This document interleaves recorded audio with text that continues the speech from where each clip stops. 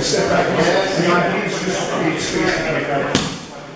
Let me ask you, are anybody struggling with the takedown? If you are, the only thing I tell you is you do this, the elbow stays low, don't let the elbow fly up, you're going to end up straining your own shoulder, and it's going to be harder, because once somebody starts reaching high, it's going to be hard to do anything with the elbow. You've already got it. When it goes by, there's going to be a relaxation in them for a second, because they missed. You know, you're not stopping the attack. You want them to stay relaxed. You don't want to try to crank on that. You want to keep the elbow low. It's just this. It's literally just this. So it works really well. The more relaxed you stay, the better it'll work. This, when we do Katatori, when we're here, we don't go, no, we move and this is right. And it's the same thing. If Matt is coming, he's grabbed through. This is light. I'm drawing just so I can get to the elbow as opposed to the shoulder. Once I do that, I'm just taking this across my one point. This. Do it a couple more times, and we'll just take this. Okay. This next deflection we're going to do, this is the bread and butter one for me. This is the one I've been playing with the longest that I enjoy doing. This one, when you do it well, feels fake. It really does. And I think that's kind of why I gravitated to it. I love this stuff that doesn't look like it should work from the outside. But I consider this particular deflection to be probably the most effective of all of them. And to be honest, although mentally this will be uncomfortable, it's probably the easiest to learn. Can you do this? That's all you got to be able to do. Now, a couple caveats on that. What we're doing is, you're thinking about raising up the sword on that center line. The only difference is going to be that we want the sword to be angled just slightly. So everybody take both of your hands right like this. Open them up just a little like you're cupping some water. And what that does is it turns the forearms just a little bit so that this arm and this blade of the forearm isn't dead square like this. It's canted just slightly. Okay? I don't know if any of you watch Aikido videos on YouTube. I don't have a life, so that's what I do when I'm not working. You see some of these guys that work with Segal, Matsuoko, the one that used to be much taller when he worked with Segal. They're always like this. They're framing the attack like they're looking through a gun sight. They're setting up what they believe to be the center line. And once they do that, they're just bringing this up right through that center line. It's a comfortable extension. Depending on the plane of the attack, where they reach might adjust a little bit. If it's an attack coming out as a punch or a lunge, it'll start a little lower, and then once it clears here, it's done. And it's just like bringing the sword back. You know, if it's a shomanuchi, it's coming from above, then it's going to start a little higher, and it's going to be more elliptical in that direction. But we're reaching out as far as we can comfortably.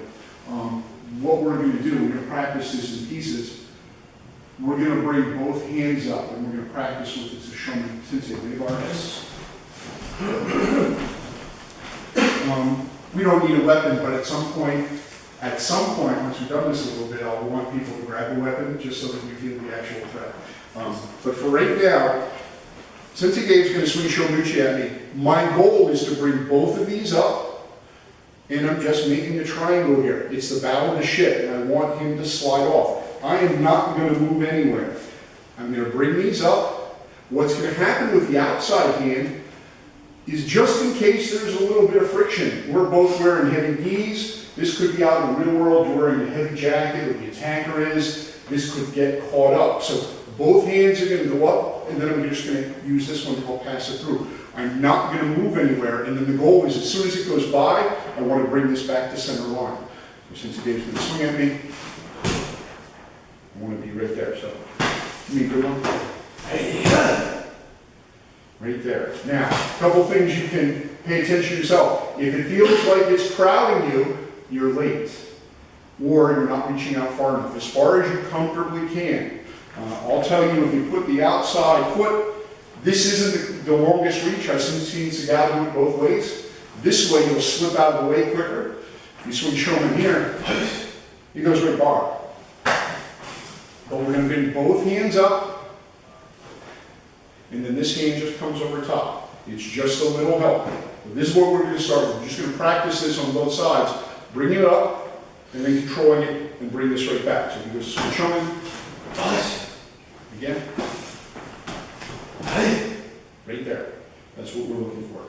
Now, I've worked out with Sensei Daniel on Saturdays, and I've been doing this, and it starts feeling a little disconcerting for both of us. Because when I first started doing this, I was like, okay, I'm going to die.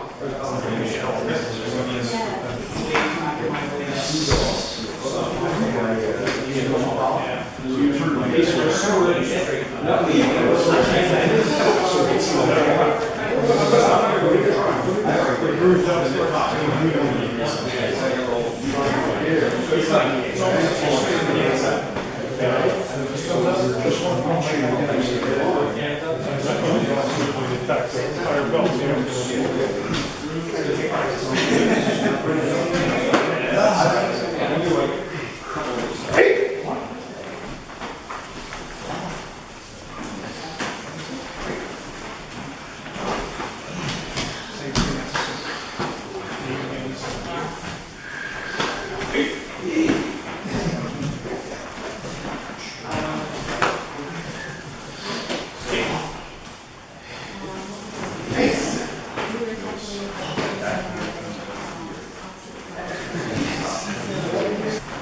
started to feel a little bit more comfortable as you did it.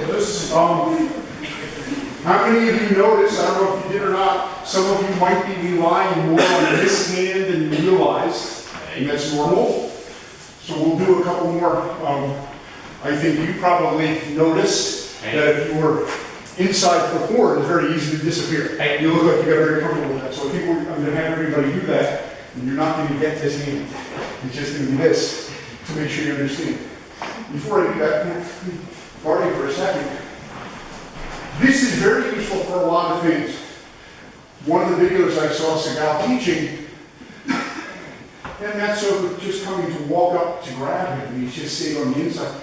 I mean, grab him. What's that? And I'm inside here. So we're normally doing this from the outside. The only reason we're doing it from the outside is if we do it on the inside, he's going to die. Because if he swings, and I stay to the inside, he's going to walk right into that. He'd rather not kill that. But it can be just as simple. If you want a good way to practice this, just to make sure that you're reaching the right way and you're staying relaxed. You reach this from my lapel. Yes. You don't got nothing. Sit from the side. Okay, so I'm not doing anything. I'm literally just bringing this up the center line. Okay. It's extending, but it's staying pretty relaxed. So we'll do a little more practice before we do a technique. And what I want you to do is, from here for a second. I want us to be engaging to go outside here. So Matt's going to try to hit me. I'm not going to move. I'm going to stay here. I'm just bringing up this hand. I don't get this hand. So you can't use this. And this is what happens.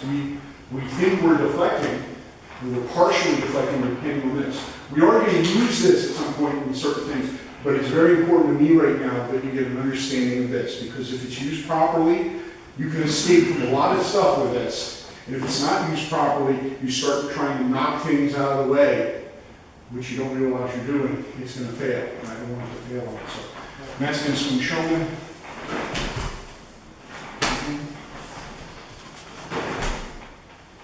Understand?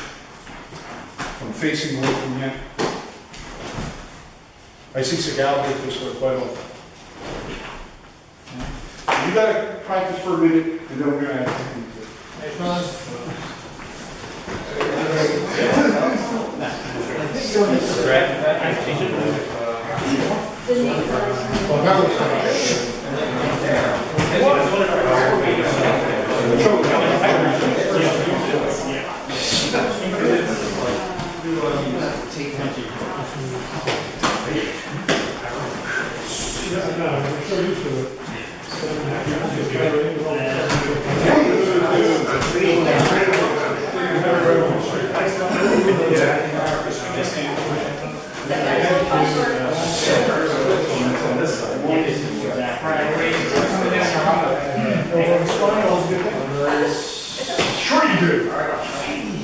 No,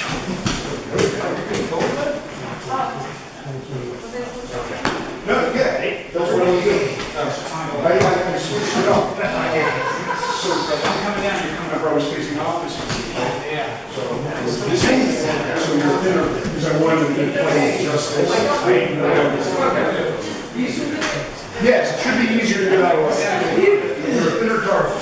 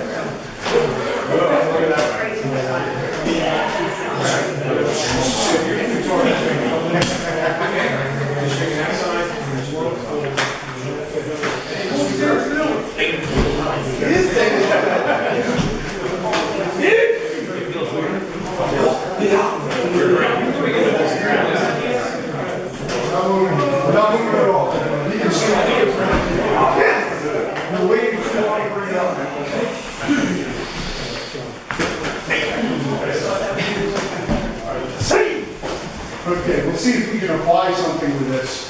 I'm going to keep it relatively simple. Okay, you see Segal do this. What does Segal like to do? He has a usual repertoire of 2 techniques. He's usually doing it out here for usually what he does. So we're going to step back a little bit to where we were. We're going to bring up both hands again. I'm going to set up with that outside foot forward. And give me the same thing. You don't know, go ahead. Relax the space. I'll take the next one. And seesaw.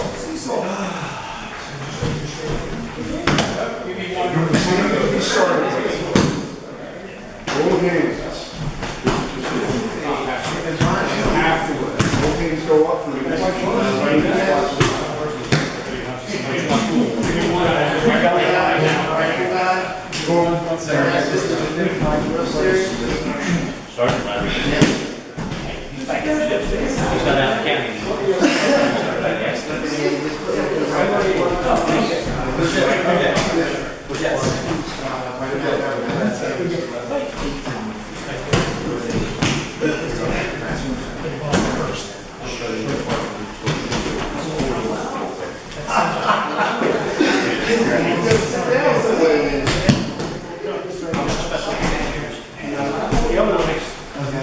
Hey, try to reach back.